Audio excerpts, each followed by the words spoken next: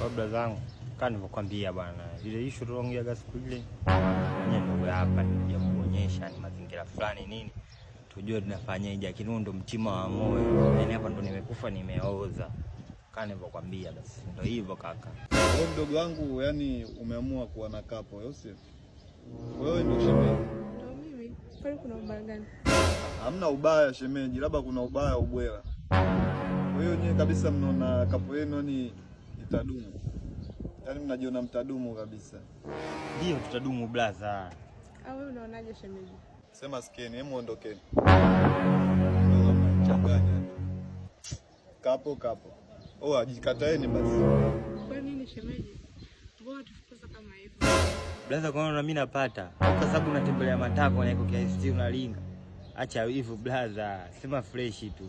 Wewe sikia mdogo wangu, wewe endelea kumiliki wapenzi, mimi naendelea kumiliki magari. Sawa? Wewe matako nayo. Wow. Sawa mtu, tondoke, maki hapa shaanza kulingana kiasi chake. Gari gani? Na wale wako mnione njiani mniombe lift.